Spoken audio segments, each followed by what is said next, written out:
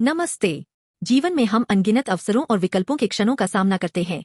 लेकिन क्या आप जानते हैं, आपका आज का दृष्टिकोण आपके कल के भाग्य को निर्धारित करता है।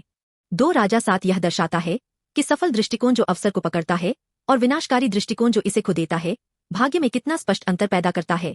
सामरिया अरामी सेना से घिरी हुई थी, भूखमरी से नरक बन गई थी।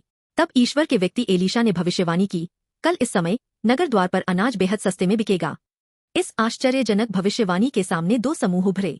4 कुष्ठरोगियों की तरह, जिन्होंने कहा यहाँ रहें तो मरेंगे, अरामी शिविर में जाकर मर जाए। कुछ ने निराशाजनक विश्वास के साथ कार्य किया।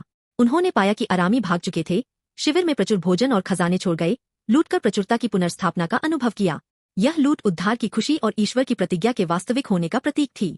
इसके विपरीत राजा के एक अधिकारी ने एलीशा के शब्दों का उपहास किया, यदि ईश्वर ने आकाश में खिड़कियां खोल दी तो क्या ऐसा हो सकता है। उसके व्यंग्यात्मक दृष्टिकोण ने दुखद परिणाम दिया। जब भविष्यवाणी पूरी हुई और लोग द्वार की ओर दौड़े, उसने भीड़ को नियंत्रित करने की कोशिश की, लेकिन पैरों तले कुचलकर मर गया। उसने पुनर्स्थापना को अपनी आंखों से देखा, लेकिन जैसा कि उसके अविश्वास ने भविष्यवाणी की थी, उसमें से खा नहीं सका और विनाशकारी भाग्य का सामना किया। ईश्वर का वचन अपरिवर्तित रूप से पूरा हुआ। परिणाम इस बात पर निर्भर था कि भविष्यवाणी के सामने कौन सी स्थिति और दृष्टिकोण अपनाया गया। जीवन का यह स्पष्ट समीकरण निश्चितता परिणाम लाती है, आज भी मान्य है। पुराने नियम में अनगिनत भविष्यवक्ताओं ने सदियों तक आने वाले मसीहा यीशु के बारे में भविष्यवाणी की।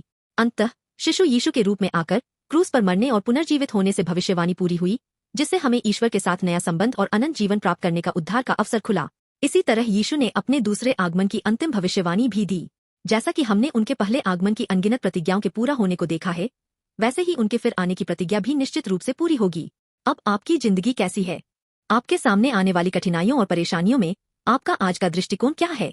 निराशाजनक स्थिति में भी क्या आप विश्वास से आशा का द्वार खोलेंगे और ईश्वर के वचन में शामिल होंगे, या पिछले अनुभवों और व्यंग्यात्मक विचारों में कैद होकर अविश्वास का द्वार बंद करेंगे और दुखद परिणाम का सामना करेंगे?